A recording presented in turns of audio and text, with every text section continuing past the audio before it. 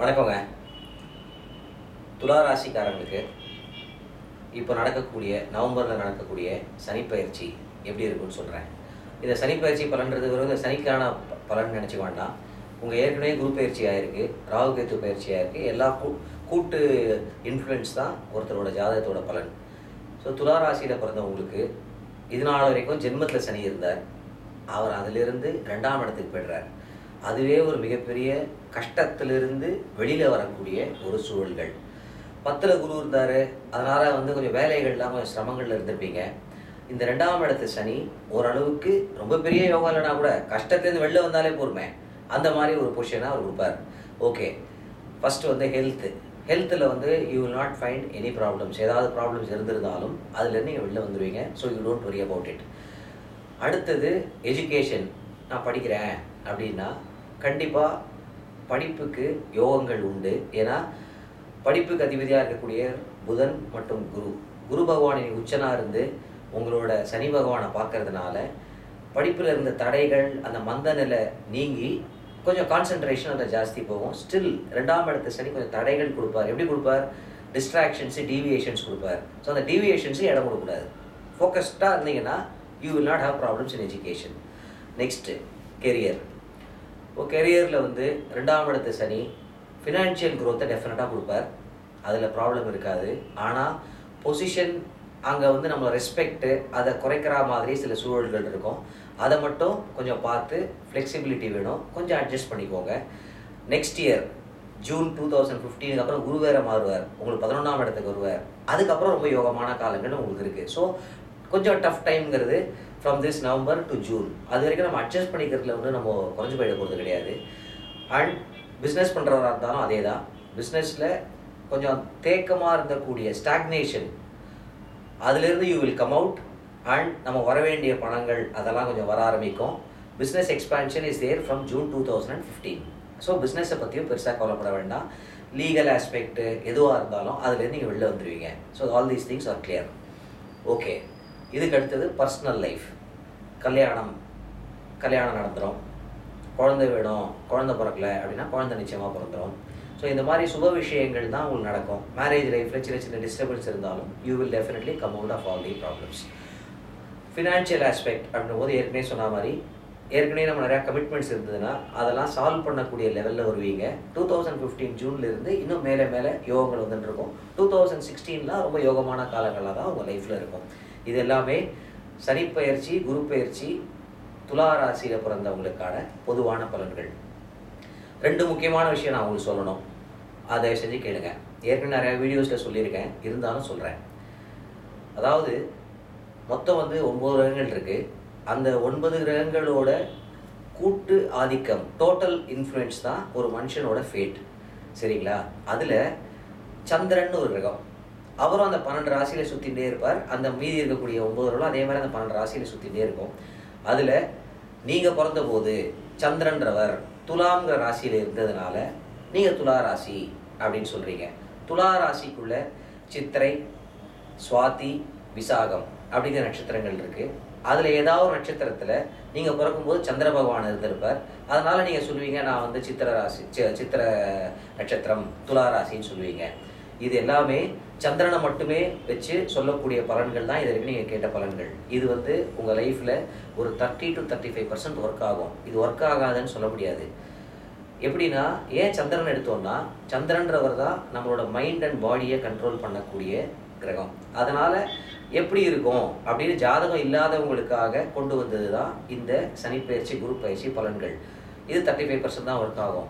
மீதி 8 கிரகங்கள் இருக்கு இல்லையா, அது வேறு வேறு இடங்கள்ல இருக்கும். அந்த 12 ராசிகளில் அது எங்கே இருக்குன்னு உங்களுக்கு தெரியாது. உங்கள் ஜாதகத்தை பார்த்தீங்கன்னா தெரிஞ்சிருக்கும், ஏதோ கிரகங்கள் அங்கே இருக்குன்னே தவிர அது என்னன்னு உங்களுக்கு தெரியாது. ஏன்னா உங்களுக்கு சப்ஜெக்ட் தெரியாது.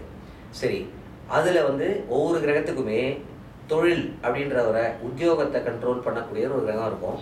அவர் எவ்வளோ தூரம் பலமாக இருக்காரோ அதை பேஸ் பண்ணி உங்கள் லைஃப்பில் உத்தியோகத்தை நீங்கள் அவ்வளோ தூரத்துக்கு முன்னுக்கு வருவீங்க. ப்ளஸ் கல்யாணம், திருமணத்துக்குன்னு ஒரு கிரகம் இருக்கும். குடும்ப வாழ்க்கைன்னு ஒரு கிரகம் இருக்கும். அவர் என்ன பண்ணுறார், அவர் எவ்வளோ பலமாக இருக்கார், எவ்வளோ வீக்காக இருக்காருங்கிறதுலாம் ரொம்ப முக்கியம். அதெல்லாம் எப்படி தெரியும்? உங்கள் ஜாதகத்தை பார்த்து தான் தெரியும். ஸோ அதுதான் மேஜர் 70% கொடுக்கும். ப்ளஸ் இந்த 30% துலா ராசிக்கும் எப்படி வரும்போது தான் யூ வில் கெட் 100% ரிசல்ட். அதை எப்படி தெரிஞ்சுக்கிறது? பை காட்ஸ் கிரேஸ் எங்களோட வெப்சைட் yourgoodtime.in இந்த வெப்சைட்டுக்கு வாங்க. அதில் வந்து நீங்கள் வந்து ஃப்ரீயாகவே ஒரு அக்கௌண்ட்டு க்ரியேட் பண்ணிக்கலாம். உங்களோட name, date of birth, time of birth, place of பர்த்லாம் அக்யூரேட் இருக்கக்கூடிய டைமிங்கை நீங்கள் பொறுமையாக அதில் சப்மிட் பண்ணுங்கள். சப்மிட் பண்ணிட்டு வெயிட் பண்ணுங்கள். வெயிட் பண்ணிங்கன்னா தி first time in the world உங்களோட ஜாதகத்துக்கான பலன்கள் இருக்கு இல்லையா, அது எல்லாமே வீடியோவாகவே இன்ஸ்டண்ட்டாகவே உங்களுக்கு ப்ளே ஆகுங்க. நிறையா வீடியோஸ் வரும். 2007, 2008, 2009 வீடியோஸ் நிறையா வரும். அது எல்லாத்தையும் பாருங்கள். ஸோ உங்கள் லைஃப்பில் எப்படி நடந்தது அப்படின்னு நான் ஓவரால் ப்ரெடிக்ஷன்ஸ் உங்களுக்கு அதில் கொடுத்துருப்பேன். அது எப்படி இருக்குதுன்னு பாருங்கள். அதுக்கப்புறமா உங்களுக்கு 2015 இனிமேல் எப்படி நடக்கும், இல்லை என் கெரியர் எப்படி இருக்கும், எனக்கு எப்போ கல்யாணம் ஆகும், இந்த மாதிரி வேறு கொஸ்டின்ஸ் இருக்கும். அதுக்கு we have got paid services with nominal charges. வேணும்னா அது நீங்கள் ஃபஸ்ட்டு பாஸ்ட் ப்ரெடிக்ஷன் எப்படி இருக்குன்றதை பார்த்துட்டு அதுக்கப்புறமா அதுக்குள்ளே போங்க. நெக்ஸ்ட் இம்பார்ட்டண்ட் ஆஸ்பெக்ட், நம்ம இன்றைக்கி பிறக்கல, பல ஜென்மங்கள் பிறந்திருக்கோம், பல ஜென்மங்கள் இறந்துருக்கோம்.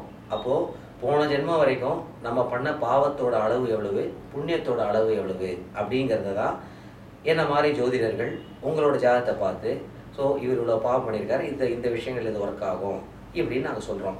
நல்ல நேரமாக இருந்ததுன்னா நல்லா இருக்குன்னு சொல்கிறோம். கெடுதலாக இருக்கும்போது உங்களுக்கு இந்த மாதிரி கஷ்டங்கள் இருக்குது அப்படின்னு சொல்கிறோம். ஏன்னா நார்மலி நம்ம கஷ்டப்படும் போது தான் நம்ம ஜாதகமே பார்ப்போம். ஆர் ஒரு ஒப்பீனியன், ஒரு முக்கியமான டிசிஷன் எடுக்க போகிறோம், இதை பண்ணலாமா வேண்டாமா அப்படிங்கிறத நம்ம கன்சல்ட் பண்ணுவோம். நான் ரொம்ப நல்லா இருக்கேன், எனக்கு ஜாதகம் பாருங்கன்னு யாரும் பார்க்க மாட்டாங்க. Not necessary. அப்போது கஷ்டங்கள் இருக்கும்பொழுது நான்லாம் என்ன பண்ணுறேன், உங்கள் ஜாதகத்தோட விதியை இருக்கக்கூடிய ஒரு புக்கு படிக்கிற மாதிரி நான் படித்து உங்களுக்கு சொல்கிறேன். அதே மாதிரி தான் எல்லா ஜோதிடர்களும் சொல்கிறோம். அப்போது உங்கள் விதியை மாற்றினா தானே உங்களுக்கு அந்த கஷ்டங்கள் நிவர்த்தி ஆகும். அந்த விதியை மாற்றுறது யார்? கடவுள் தான். கடவுள்னால தான் ஒரு மனுஷனோட விதியை மாற்ற முடியும். என்ன மாதிரி ஜோதிடர்களால மாற்ற முடியாது. என்னால் மாற்ற முடிஞ்சதுன்னா முதல்ல நான் என் விதியை மாற்றிப்பேன் இல்லையா? ஸோ இந்து ரிலீஜனில் படி பார்த்தோம்னா கடவுள் அப்படின்னா that is a huge concept. ஒரு கடவுளாக இருக்காரு, ஏகப்பட்ட கடவுள் பாருங்கள். சிவன், பிள்ளையார், முருகன், பெருமாள், லக்ஷ்மி, அம்பாள், ஆஞ்சநேயர், ஐயப்பன், எவ்வளோ தெய்வங்கள். ஆனால் அந்த அவ்வளோ தெய்வங்கள்லேயே ஒரு தெய்வம் எடுத்துக்கோங்க. உதாரணத்துக்கு ஈஸியாக எக்ஸ்பிளைன் பண்ணுங்கிறதுக்காக பெருமாள் சொல்கிறேன். பெருமாள்னு ஒருத்தர் எடுத்துக்கோங்க. அவர் ஒரே ஒரு தெய்வமாக இருக்கார் இல்லையே. திருப்பதிக்கு போனீங்கன்னா அவர் ஸ்ரீனிவாச பெருமாள்னு சொல்கிறோம்.